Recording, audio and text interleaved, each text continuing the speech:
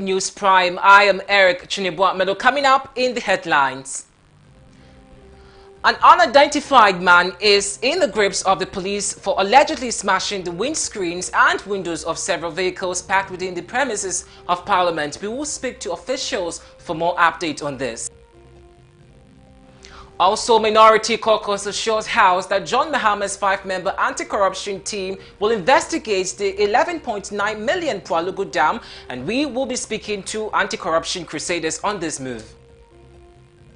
Still to come in the bulletin, a recent report by Afrobarometer has revealed that nearly half of Africans have considered leaving their home countries. We took to the street to ask Ghanaians their thought on this. Stay for more updates on this as well. And later in business, Ghana's producer price index for November 2024 has decreased according to the Ghana Statistical Service. We will bring you details on this. And later on the international front, the Democratic Republic of Congo has filed criminal complaints against Apple subsidiaries in France and Belgium of using conflict minerals linked to war crimes.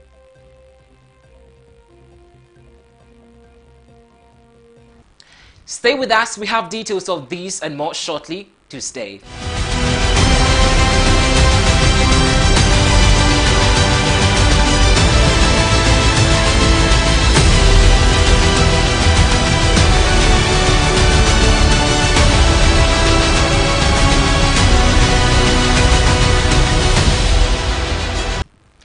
You're welcome to the program. Once again, we're streaming live on YouTube, ABC News GH. Follow us, listen what you think about it. I am Eric Chunibwamelo. Let's begin with the first story. A young man is in the grips of the police for allegedly smashing the windscreens and windows of several vehicles packed within the premises of the Parliament House on Wednesday, December 18, 2024, while the House was in session. The suspect, whose identity has not yet been revealed, was seen moving among the packed vehicles and using the metal objects to shatter the windscreens. Security personnel at the Parliament respond swiftly to apprehend the suspect. Now, at the time of his arrest, the suspect was heard Martin Ward saying, and I quote, "Father, have mercy on them. Daddy, they don't know what they are doing. It is for your own good," he said. Now, although the exact motive behind this action still remains unclear, the suspect has been handed to the Ghana Police Service. And we would want to go on the field and speak to Director of Media Relations Department, David Sebastian. David, good evening. Good evening. So, first of all, help us understand the authorities. We understand also that authorities are yet to investigate into these matters, but what more can you share with us on this? Yes, so we have issued a press release to that effect and then catalog all the events as it unfolded this morning. So currently, the suspects are with the ministry's police, and they are carrying on their investigation. They are caught with the vehicles, cruisers, and then trace saloon cars.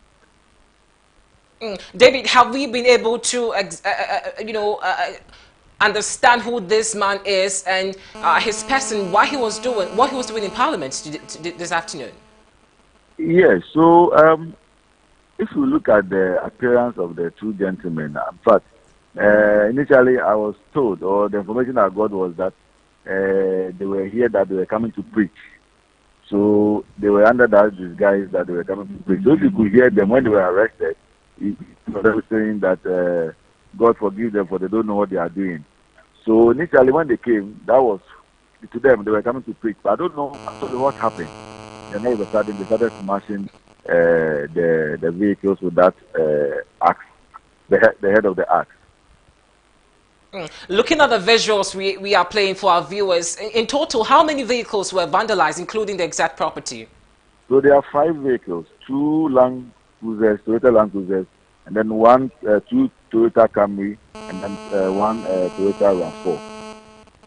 Then the question would ask, how did he get into the Parliament House? Would you say there were security lapses or vulnerabilities in the area that led to this incident happening?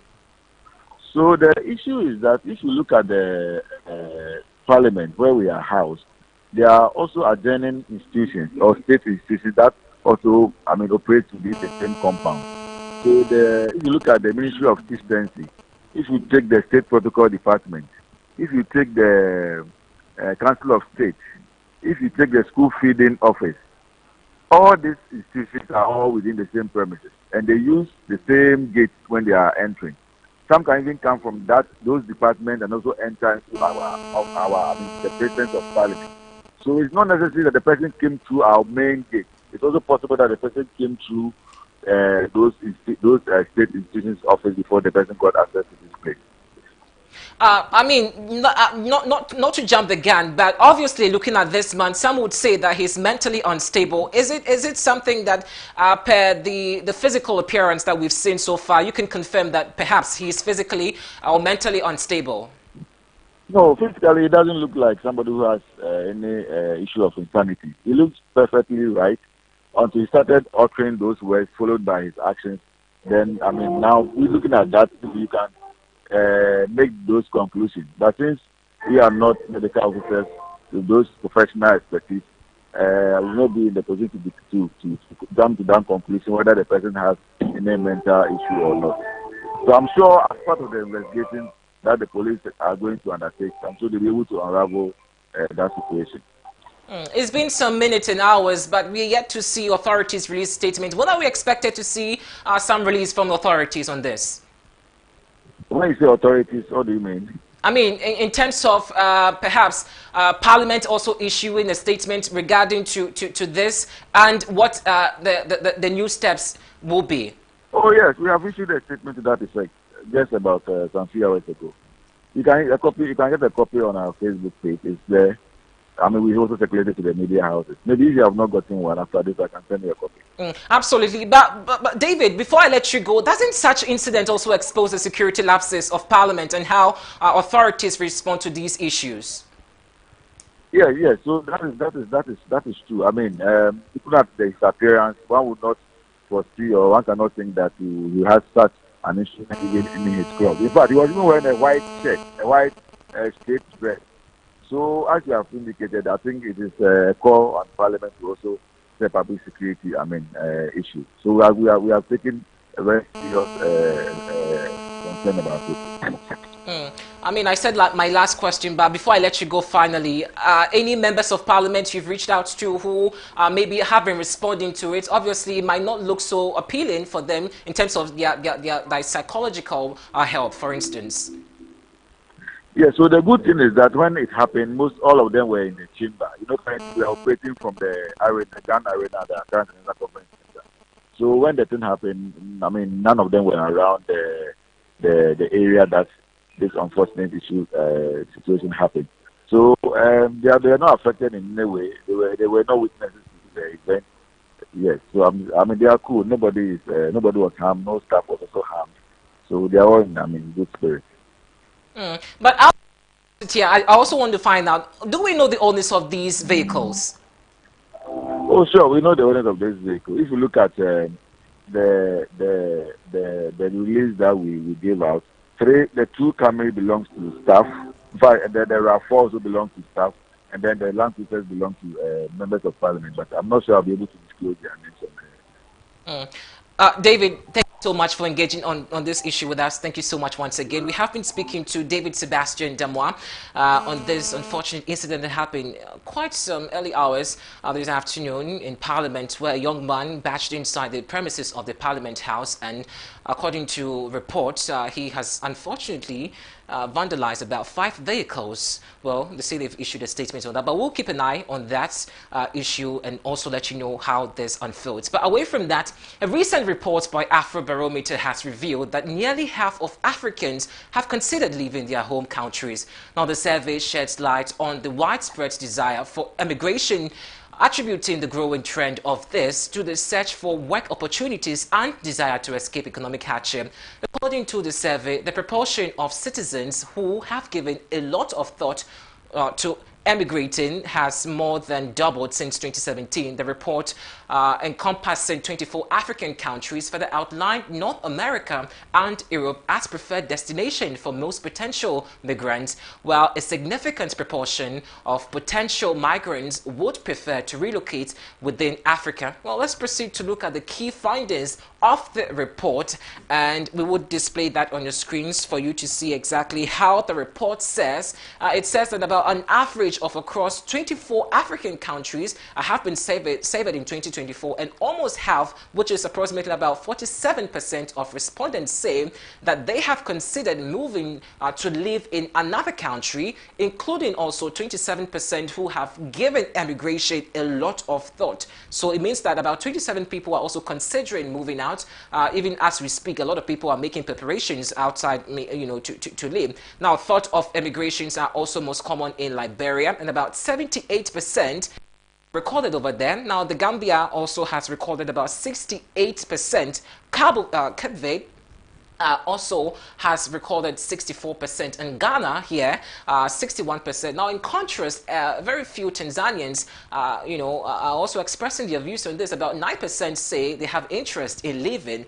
Again, an average across 22 countries surveyed consistently since 2016 and 18, and the share of their citizens who have thought at least a little bit about emigration has also increased by 9% points, with double digits increase recorded in Liberia, which is about 28% over there. Mauritius also recorded 27 points. Nigeria with 21 points. Ghana again with 20 points. Cameroon recorded 15 points. Namibia 12 points. The Gambia 12 points, and Zimbabwe also with 11 points. Tanzania is the only surveyed country where the proportion of citizens giving at least some thought of immigration has decreased. So in that particular country, it recorded a -5 point over there.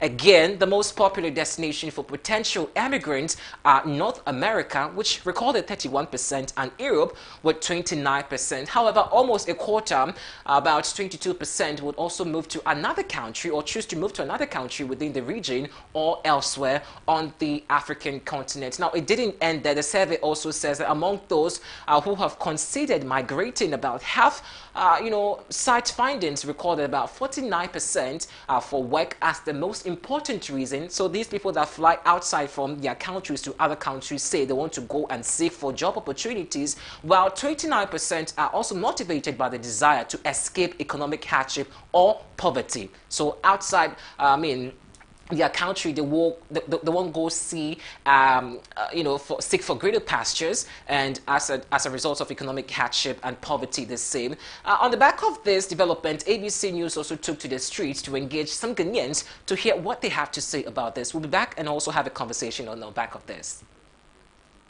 Travel out because of my work. I'm a tailor, so I sew for ladies, man, all those things. So I believe in this country, the work is not moving like that. But I believe if I go to outside the country now, here maybe something can change or anything. I have no one there, and I don't want to go there because nothing's wrong with staying in Ghana. You can make it anywhere. You can make it in Ghana. You can make it outside too. Okay, I would like to travel abroad because I want to go to United States and work for that place and get some money because I need money a lot. And that place too, I think maybe that place will help me get the money that I need. If I get some job, they will give me a lot of money. I would like to travel abroad, and the country I would like to go is Dubai. I think I've heard that place is very nice. And Ghana, yeah, you don't have so many work there, so I think if I go there, I'll get some new work. Oh, the interpretation to cancer. Ghana has Sikano, is shut. Answer now being a scarborough blind. This is why you almost bear 50 years. As well, pension one. The Jaunya Kakra now to Kakwa. Jacobana near the Brobit said the name of Busiare, Abobla. The interior persevere is too quiet. Then be in the Miss Send because and point this man because if one be my charge will be not say on money I don't mean to ya and me age man I then into my so man my then there and then make be here on my boy na Ghana pa there me just say you papa wo I be boy enyi na ayentiment na oman mu the way I had say oh you bet na mu sa say menya kwan bi so obi first order me call baby na person me bia me call because Ghana me pe mint na Ghana say mint na for the end of my life abla me nya ware yeso na metina we mu ba me call amanonia me nya kakra bia we 1 hour kra metimi anya sa scan every 1 year metina mu sa 1 year ansa na manya saa sika no ba me kwa ma no ne bia 1 hour saa sika no. Well, some Ghanaians over there sharing your opinions on that conversation. But joining us via Zoom to have a conversation on the back of this development is David Dako, who is with the CDD. David, if you can hear me, good evening. Good evening. Yes. First of all, I just want to find out what age range did we look at in terms of this survey before we proceed? So we looked at ages 18 and above. So we are only dealing with adults. The survey considers only adults, and it is run in some 24 African countries this time around. Again, in this report, it is quite staggering. But as a policy perspective, what can African governments do to address the increasing trend in emigration in search for better economic opportunities? Because all these reports that you've brought out indicates that either they're moving out for economic opportunities or because of poverty. So how are we addressing these trends? Well, there is poverty, and there's also the lack of decent and, respectable employment. Now, regarding the issue of employment, I think it would be beneficial to more African countries to be less ad hoc in policy formations when it comes to the employment issue. So the trend usually is to come up with some sensational initiative in the lead up to elections, which then gets hastily implemented once the advocate wins office. But we need to ask, for example, if you are advocating for one village, one dam, is it established that every village needs a dam? And what benefits will the dam yield to that particular village? One district, one factory. Does every district actually need a factory? Is it feasible? What are the dynamics when it comes to the economy in these areas? So, you see, policy needs to be more targeted. It doesn't just need to be sensational and impromptu, something that is taken on a whim. If this challenge is to be addressed, and obviously when it comes to the economy, we will definitely need to rein in the nepotism and the cronyism, and obviously we also have to talk about corruption. David, before we proceed, again, I want to find out what does this mean for the continent's future labor markets and workforce development? Good. So for a continent whose population is expected to, reach some 3 billion in the next 15 years or so. Like I said, policy needs to be more targeted. Every decision that government takes when it comes to employment needs to be based on data. And we need to be able to, see the trajectory, the logic. So if we are training so and so people in dressmaking, are we expecting that we will need that number of dressmakers in the future? If it's bread, we are training people to make. If it's plumbers, we are training. You see, it has to be rooted in logic. It has to make sense. Otherwise, this, kind of ad hoc, sensational thing that is usually done to drive politics, is not going to land us anywhere better than we are now. But in your survey, it recorded that 47% of your respondents say that they have considered moving to live in other country, where 27% also say they have also given emigration a lot of thought. Just help us with this. How do these two marry? Good. So you have the 27% who are saying they have extensively considered it. and the other cohort who are also saying, yeah, they've given it, yeah, some thought. So basically, you are looking at the population who are considering emigration as an option.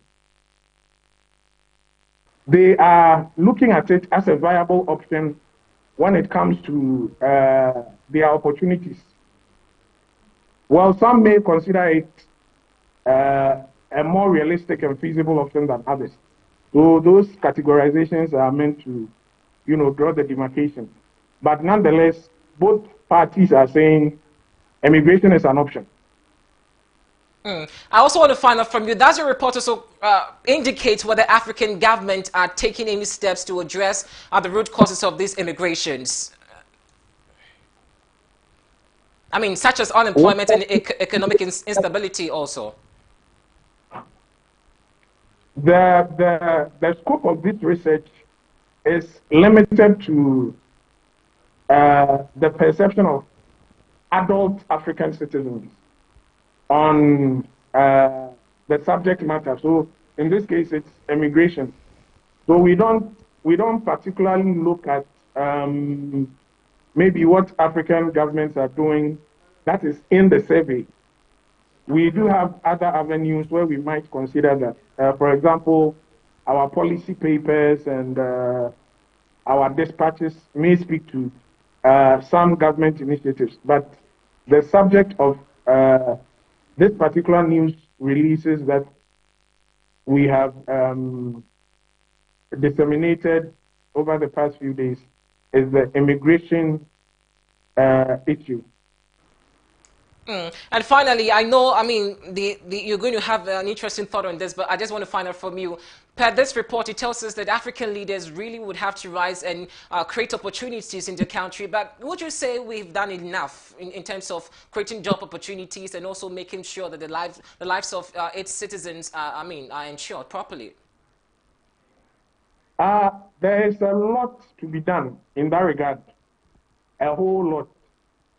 Like I said, our policies over the years have not really been backed by much research, much data, and, much by way of a connection to the realities of the ground. And that is where the failure starts. We need to start interrogating not just opportunity when it comes to skills and education, but fundamentally, what is it that the markets are demanding? Because whoever you are training, it is expected that they will be meeting some demand with whatever skills or training they are acquiring. So what opportunities are there for whatever skills that we currently have the capacity to impact? That is where the conversation needs to begin. Because it's not so much that we don't have maybe people who are educated or who are certified and all that. But the question is, are they in a position to take on the roles that are available? There are job opportunities being advertised in the dailies every day. And I'm yet to meet the CEO or the HR manager who is going to say, person A is qualified, but I am simply not going to employ him for the sake of it. It doesn't happen. Once the opportunity is there and the person has the capacity to fill it, you should expect that this person will be placed in that role. But then when you have so many certified people who actually do not possess the skills that their certification would suggest they do, it becomes a challenge. So how do we link the demand to the training that we are imparting to people? That is where the conversation should begin.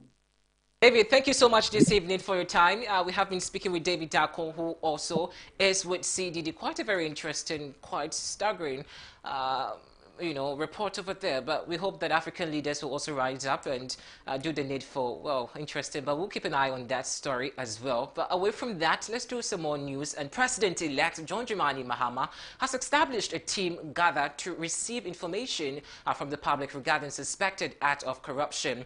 According to the press statement issued on Wednesday, December 18, and signed by the spokesperson of Mahama Transition Team, the newly formed body will serve as a conduit for citizens to report corruption-related issues. The statement highlighted President-elect Mahama's dedication to addressing corruption comprehensively and ensuring that public resources are managed responsibly. The team is chaired by Samuel Okudzeto Ablakwa, Member of Parliament for Noctom. Other members include notable individuals such as former Auditor General Daniel Domelevo, retired Commissioner of Police Nathaniel Kofi Boache, private legal practitioner Martin Kwebu, and investigative journalist Raymond Acha. Their collective expertise is expected to enhance the effectiveness of this anti-corruption activities and initiative. Now, this development, according to the statement, is part of a broader effort by the Mahama administration to restore public trust and strengthen institutions tasked with combating corruption. The team's work is expected to complement existing mechanisms while encouraging citizens' participation in the fight against corruption. So let's take a look at the committee members and who they are expected to bring to the board of this ambitious move. So just as you see on your screen, we do have Honorable Samuel Okudzeto Ablakwa, who is the chairman, also the member of Parliament for Noctom. Again, we do have Mr. Daniel Domelevo, who was the former Auditor General. COP retired Nathaniel Kofi Boache, former Commissioner of Police. Also, private legal practitioner Martin Kwebu also captured here. Again, Raymond Acha, who is an investigative journalist, also captured in this particular anti-corruption, preparatory team by John Dramani Mahama, the president-elect. That this committee or these members, a lot of people have given their diverse opinions about it. Some say they do not fit for it, questioning their credibility and all of that. But we would want to have a conversation on the back of that. But before that, let's also go to Parliament, where Parliament. Well, minority in Parliament is raising concern over the now work done on the 11.9 million Pralugu multipurpose dam, which has been abandoned by the government. Well, according to the ranking member of the Mines and Energy Committee of Parliament, John Jinapo, investigations conducted by the committee revealed that only 2 trips of sand and 48 blocks were seen on site, with the major work ongoing even after the Ghana Immigration Development Authority, GIDA, defended the 11.9 million US dollars paid to the contractor undertaking the project. It would be recalled that JDAM, in the press statement dated May 28, 2024, said payment formed part of the terms of the contract that required the contractor, Masse Power Construction Corporation of China, to be paid to a total sum of 11.9 million US dollars as a mobilization fee. Now, that speaking on the floor of the House on Wednesday, December 18, 2024, the MP for Yape Kushigu revealed that the 5-member anti-corruption committee will investigate the matter. For the Mines and Energy Committee, and as part of our oversight responsibility, I personally led a team to the Pralugu site. Mr. Speaker, when we went there, the evidence on the ground showed that there were 2 trips of sand and 48 blocks on site. We counted it. Mr. Speaker, 48 blocks, 2 trips of sand. At that time, an amount of $11.9 million had been paid. And Mr. Speaker, when we raised the issues, the Ghana Irrigation Development Authority came and confirmed that indeed that amount had been paid, but that it was not final payment. Mr. Speaker, even more worrying is that when the facility or the agreement was being approved here, we were told the government was not going to pay any money.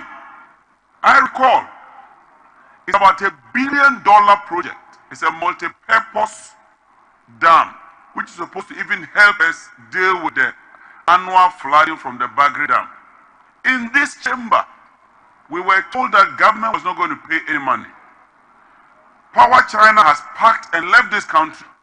They've received the money and they've left. So even if you want to hold the contractor responsible, they are no more in Ghana. Mr. Speaker, let me agree with the First Deputy Speaker. First Deputy Speaker, this matter will be investigated.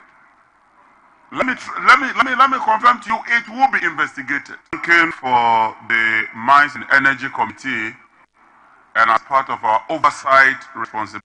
Well, joining us for a conversation on the back of this is Adam Senano, who is a co-chair of Citizens Movement Against Corruption. Adam, good evening, and thanks for joining us this evening. Good evening to you. First of all, let me find out your initial reaction to the formation of the President-elect John Mahama's 5-member team to collect public report on suspected corruption. Well, I see it as a strategy being deployed to make good his promise. I think it's a worthwhile effort. Some persons in this transition period may attempt, to move some assets, hide them, etc. So a statement like this gets all the citizens alert and watching. It also serves as a caution.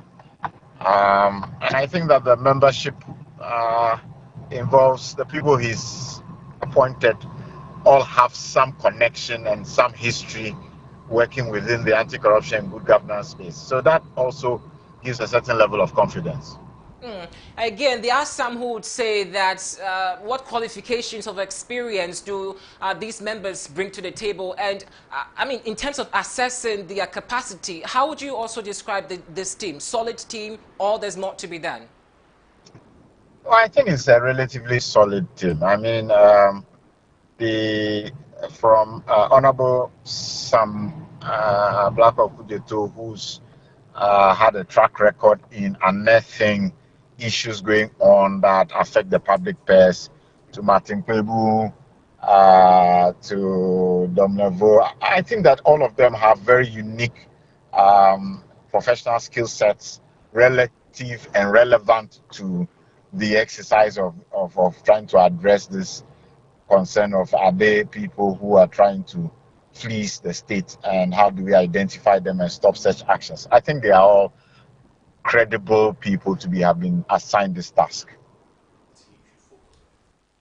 Adam, again, there have been a lot of, conversations that persons would say that these people should first of all make interest of to tackle. So what are the first key issues in your view that you would say that they could begin with from now? I don't think that, the design of this committee as a fact-finding committee means that everything is game for them.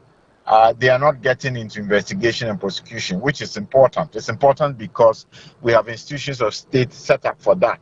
So what they are doing is to aggregate facts and information, evidence that they think is useful, and they will have to hand it over to the necessary state institutions. So to that extent, they are not likely to be limiting or restricting the kind of evidence or issues they will tackle. And I think that's a useful strategy, leveraging a whistleblower's regime or context. So it will be of no use saying that there should be some particular issue when it is more of a supply-driven approach where you're waiting for citizens to say what information they have on which issues.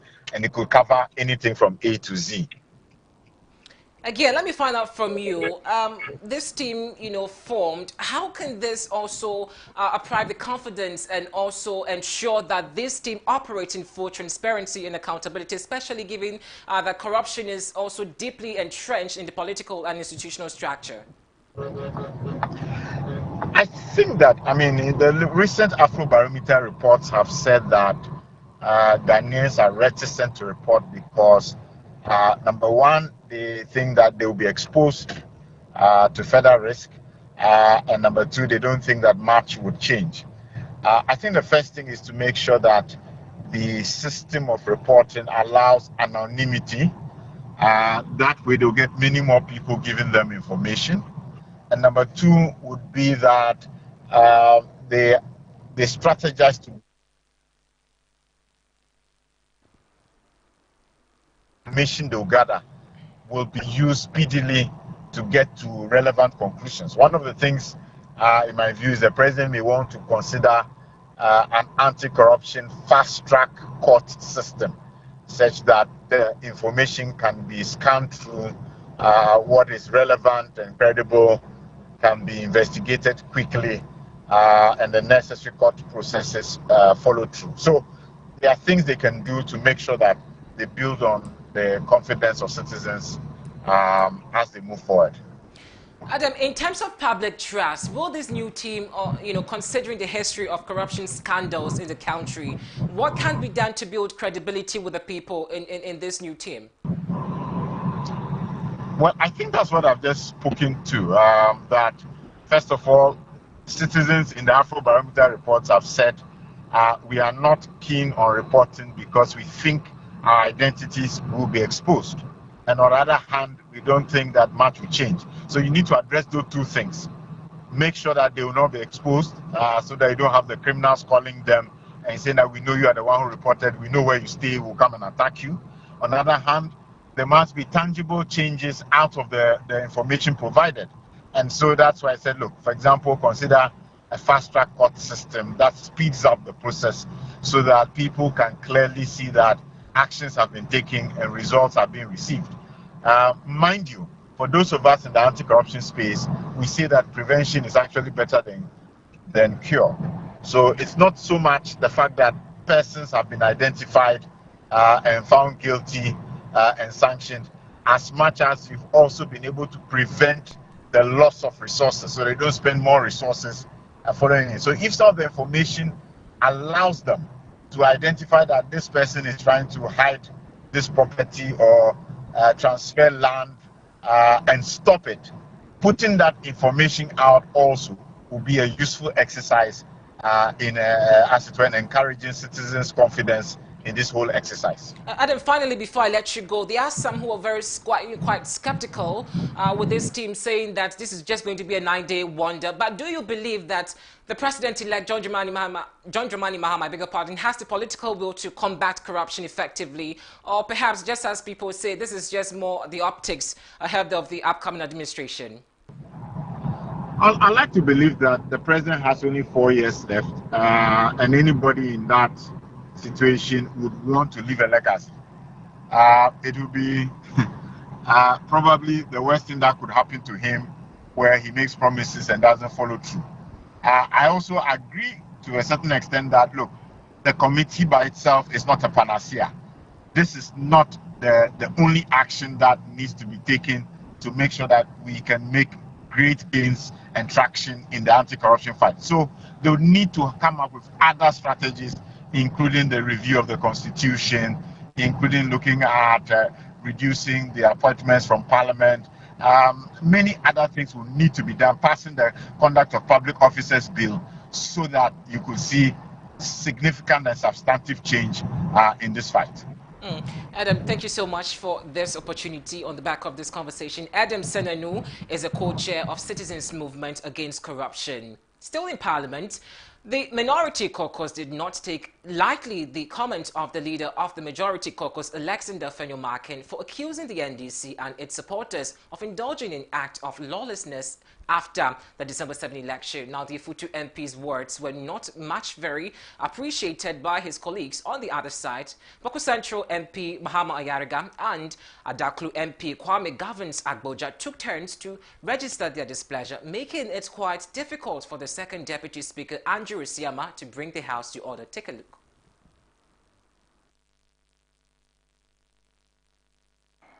And this statement lists the following members, one of whom is a member of Parliament: Honorable Samuel Okudzeto Ablako as chairman, Honorable Daniel Domelovo, former Auditor General, COP retired Nathaniel Kofi Boati, Mr. Martin Kpebu, private legal practitioner, Mr. Raymond Archer, investigative journalist. And the mandate given, as per what the Mr. Kwacho Fosu is saying, that these individuals are supposed to gather information on supposed suspected acts of corruption. Mr. Speaker, pursuant to this, there is lawlessness taking place in our country. People are entering homes and harassing people. Mr. Speaker, what happened on the 7th of December was not a coup d'etat. It wasn't a revolution. Honorable Leader. Mr. Speaker, let me finish. I've sought your leave. Mr. Speaker, I've sought your leave. It was an election that you have won. The lawlessness must cease. No, Leader, let me finish. I'm going to give you the opportunity. Very well. But let me finish with the motion. There's a motion. Very well. There's This a is a motion. country of law. We will not allow and entertain this. Leader, there is a motion on the floor. Let me finish with the motion. Very well, Mr. Speaker. Then you can come Very back for well. that necessary. Very well. I agree. No problem. I thought we were going to contribute to the motion. No. That I is said why. I'm seeking your leave. Then you let's finish. Leader, kindly allow me to finish with the motion. Then I'll give you the opportunity. Mr. Speaker, agree. We will hold your feet to the fire. We will not allow lawlessness. Looks like there were some kind of drama and agitations over there, but it didn't end there. The leader of the Majority Caucus and member of Parliament for Ifutu constituency, Alexander Afenyo-Markin, has advised his colleague on the opposing side of the aisle to be circumspect and guided when contesting and debating matters on the floor of the House. Afenyo-Markin argued that the members of the Minority Caucus lobbying for ministerial positions will be vetted by the Appointment Committee of Parliament, of which he sits as the vice chair of the committee. When they are presented before them, hence the need for the minority to proceed with humility when arguing on the floor of the House. When people begin to aspire to become ministers, the way they talk, their tone, their language, because they know they are going to face vetting. So now they say this and that. Mr. Speaker, no, because they know they have some ministerial appointment pending. But you are going to be over 170. Only about 20 of you are going to make it to the ministerial list. The rest of you will be redundant. You wonder what you get for your constituents. How you would ensure development. Apathy is how you would ensure development. Let's bring you some business news after this.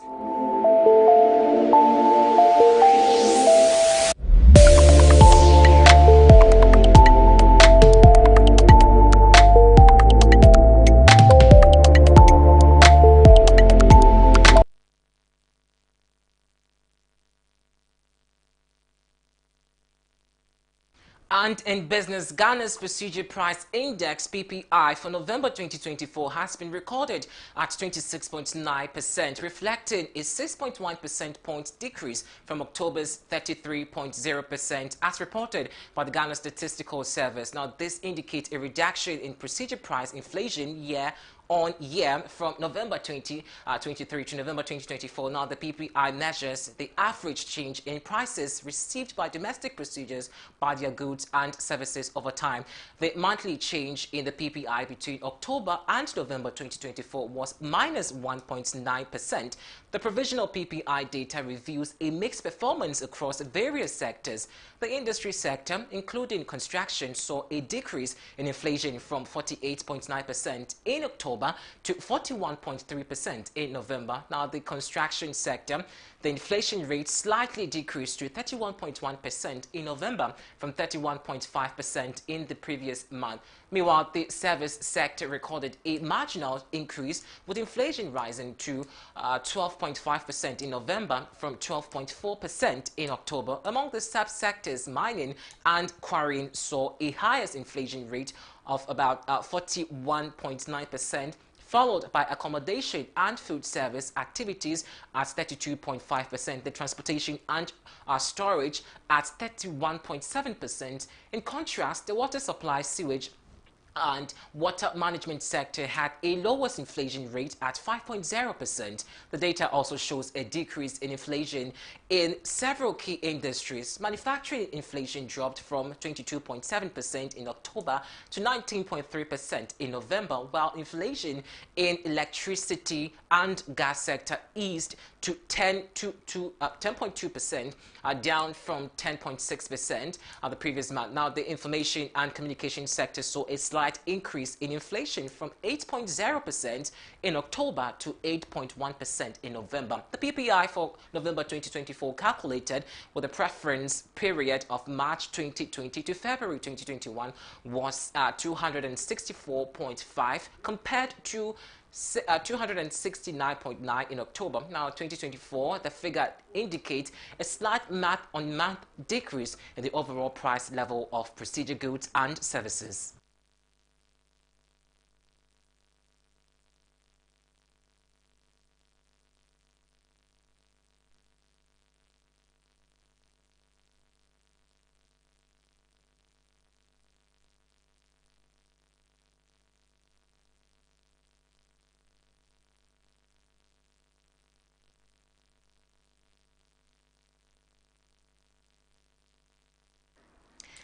Well, that's all for business. We're back with some more stories.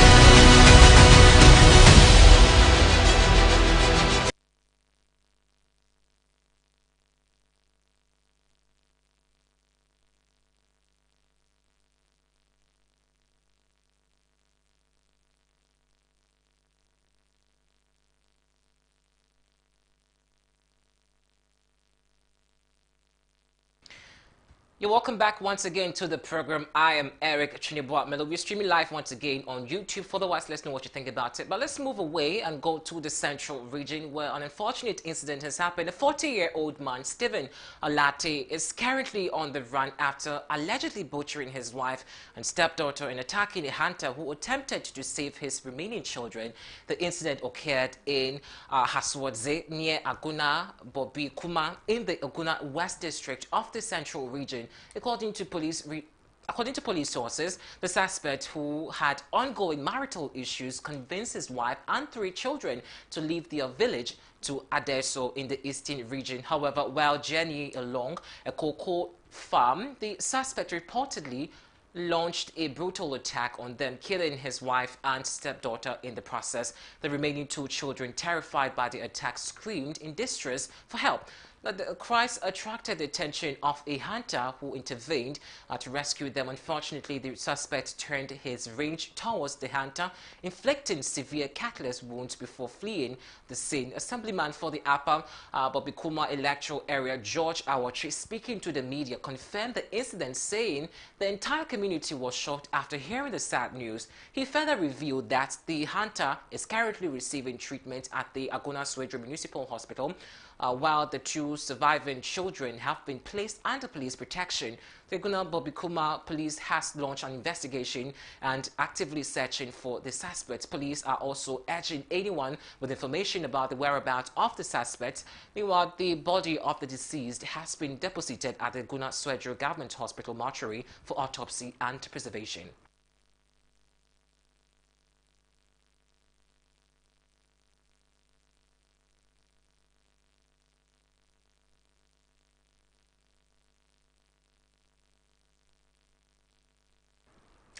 Away from that sad incident, let's move away from that and go to court, where a 7-member panel of the Supreme Court, led by Justice Lovell Afro Johnson, has unanimously dismissed 2 petitions filed by broadcast journalist and lawyer Richard Delesky and equality and inclusion advocate Amanda Odoi, challenging the constitutionality of the Human Sexual Rights and Family Values Bill. Now, both Odoi and Sky contended the Parliament failed to meet the constitutional quorum requirement outlined in Article 102 and 104 during the legislative process, rendering the bill's passage unconstitutional. However, the Supreme Court dismissed both petitions on the grounds that the bill had not yet become law. Justice Lawrence Johnson clarified that until a bill receives presidential assent, it does not constitute an enactment subject to judicial review of its constitutionality. Now, this decision underscores the court's position that legislative processes cannot challenge the constitutional grounds until they result in enforcement law. The invocation of the interpretive jurisdiction is based upon an enactment or any act done under the authority of an enactment. In the instant case, there is not as yet an enactment, properly so called, since the legislative process which would transform a bill into an act with the force of law has not yet terminated. The action, if at all, supposed interpretative jurisdiction of the Supreme Court is as yet premature, as there is nothing on which to hang the exercise of the judicial review jurisdiction of the Supreme Court. The Constitution itself has prescribed the mode by which an enactment properly so called can come into being, and by the principle of separation of powers, those processes must be exhausted to produce a tangible product that can have legal effect when properly assented to by the President, the head of the executive. Until there is presidential assent, there is no act Parliament over which the Supreme Court can act of Parliament over which the Supreme Court can exercise its original jurisdiction to strike down if found to be inconsistent with the Constitution 1992. The plaintiff's action is therefore dismissed. Now the reasons will be available by close of day on Friday. Yes, so that is it for Richard Sky.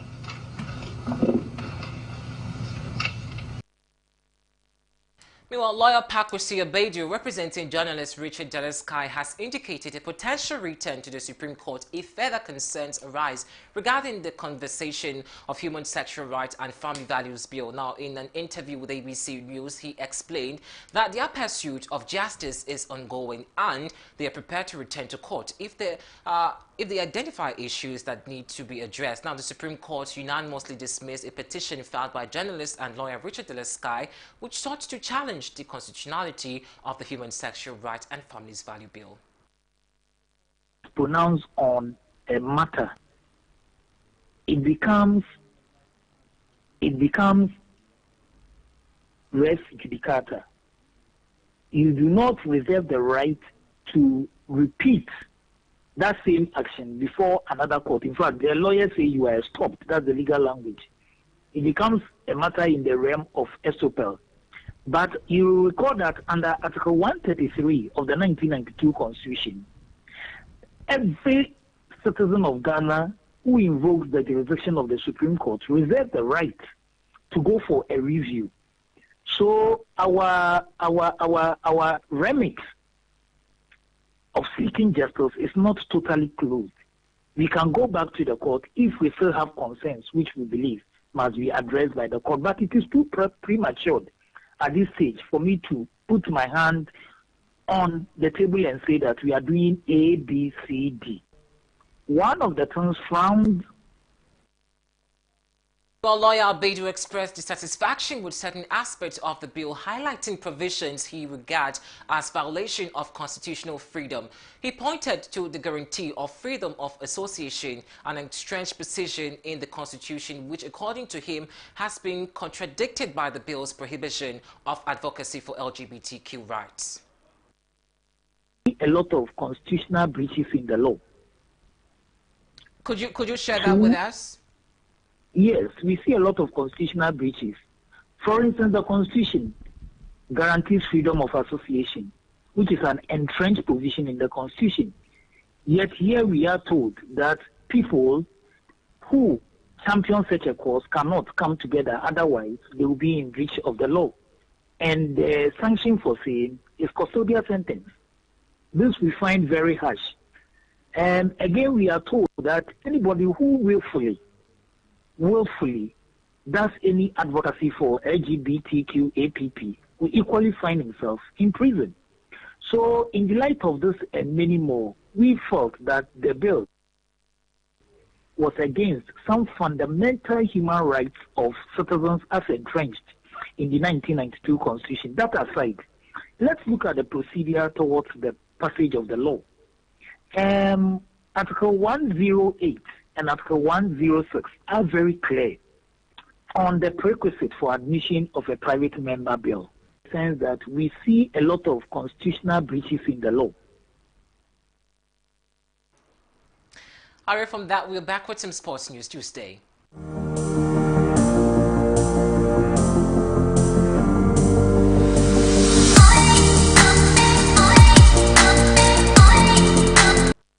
In sports, Real Madrid forward Vinicius Jr. has spoken out after being crowned the FIFA Men's Player of the Year. The Real Madrid winger took to Instagram to address those who have doubted him, saying they've tried to investigate and bring him down, but he's risen above it. Now, Brazil international was named the Men's Player of the Year at the FIFA Best Award on Tuesday, 7 weeks after missing out on the Ballon d'Or. The 24-year-old has repeatedly been racially abused while playing in Spain over the past 2 seasons, yet Vinicius scored a career-high 24 goals during the 2023-2024 season, helping Real Madrid win the La Liga and the Champions League. Also, Real coach Carlo Ancelotti and forward Kylian Mbappe both won individual honors at the Ballon d'Or ceremony, but neither was present to receive the award.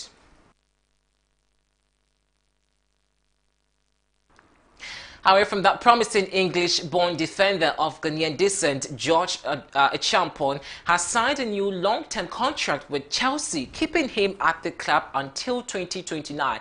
The 19-year-old future had been in doubt after contract talk stalled, with Achampong briefly frozen out of the team. However, negotiations resumed, leading to the new deal announced today. Achampong made this full debut for Chelsea last week in the Europa Conference League win against Astana and was on the bench during the Chelsea's victory over Brentford. Now, the defender, who has refused and featured for Chelsea at youth level, remains eligible to play for Ghana despite representing England at the Under-17 European Champions and Under-17 World Cup in 2023.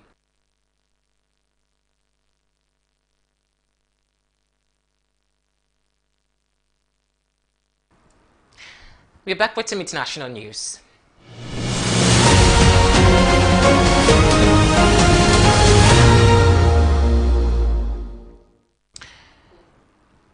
In international news, the Democratic Republic of Congo has filed criminal complaint against Apple subsidiaries in France and Belgium, accusing the tech giant of using conflict minerals linked to war crimes. Now, Congo, a major source of tin, tantalum, and tungsten, that's a 3D minerals used in electronics, alleged Apple benefit from minerals pillage, and from the mines it also has been laundered through international supply chains. The complaint also accused Apple of covering up war crimes, handling stolen goods, and using deceptive practice. Now, while Apple claims its supply chain does not fund armed groups, Congo lawyers argue that certification schemes like the ITSCI, which Apple relies on, are flawed. The case is seen as a move by Congo to hold a major tech firm accountable for its role in the global mineral trade. Judicial authorities in France and Belgium will decide whether to pursue criminal charges.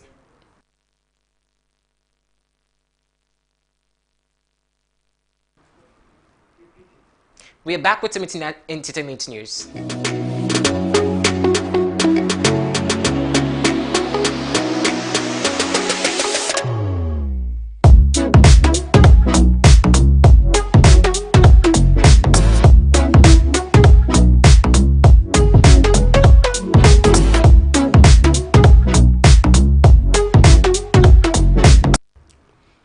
In entertainment, the Ghanaian entertainment industry is mourning the loss of popular actress Mercy Lethal Smith, widely known by her stage name as Benyua, from beloved TV series Euphoria.